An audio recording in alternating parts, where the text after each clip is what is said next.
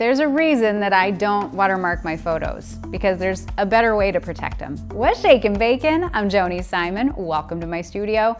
Today I'm going to walk you through how to apply one of the essential, easy to do, must do steps to help protect your copyright of your images inside of Lightroom. We're talking metadata. And the great news is this is an opportunity for an easy automation in your business. You can set it and forget it. And I'm going to be sharing a lot more ways to streamline your workflows in my upcoming free workshop, My Food Photography Workflow from Initial Inquiry to Image Delivery. So if you want to find ways to save time in your day, head to the link below and be sure to join me. So let's head on over into Adobe Lightroom. We're using the Classic here today. I want to show you how to embed your metadata automatically into every photo you upload, and we're going to start off over in the library.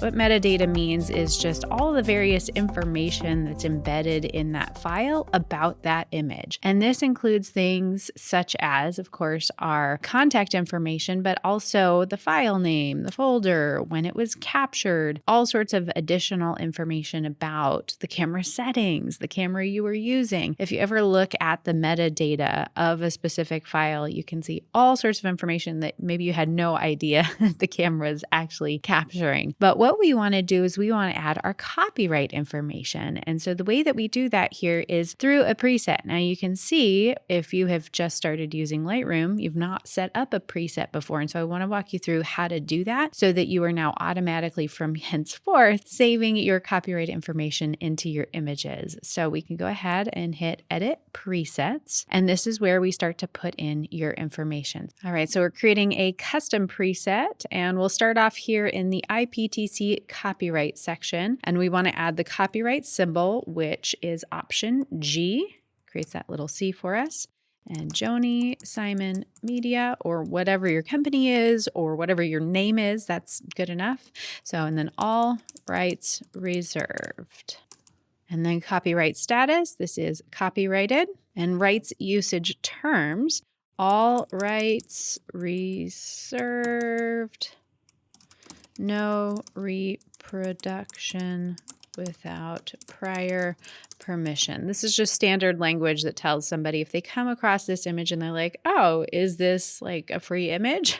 They can look into the copyright information and see, no, this is a copyrighted image. I need to get permission to use it. Now, does everyone go and get permission to use images they find on the internet? Unfortunately, no, but this is a great measure in order to make sure that your information is there so that if you do ever decide to pursue a conversation with somebody or somebody who's ripping your image off, that metadata and evidence is there that this is your photo. And then into the copyright info URL, I'm just going to put my website, jonisimon.com. You can put whatever website it is that you use. And then we're going to go ahead and scroll down here into IPTC status. And we want to make sure to fill in the credit line. So crediting, who do you want somebody to credit, that if they're going to include this, maybe an editorial or something like that, who does the credit go to? So Joni Simon at jonisimon.com. There we go. And then the source, Joni Simon. You just write your name a whole bunch of times. That's what we do.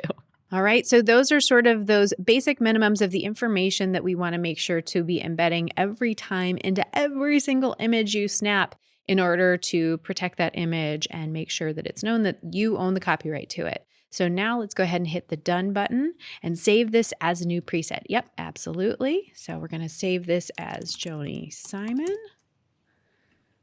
There we go. And so now if I select any of these images, say for example, we're here, you can see right now, there is no copyright status. There's no preset applied to these, right? So let's go ahead and select all of these images, and we want to apply the Joni Simon preset to them. Apply preset metadata. Yep.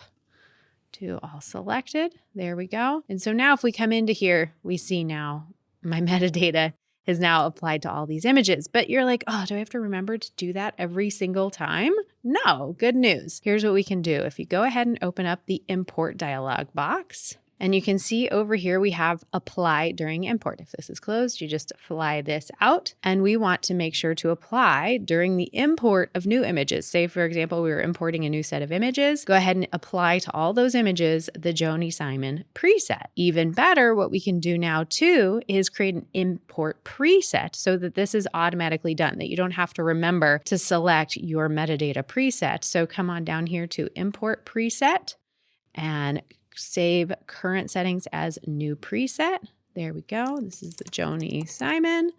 There we go. And so now from here on forward, anytime we go, say, for example, we came into clients. So if, say, we come into an old photo shoot and I want to go ahead and import all of these selects here.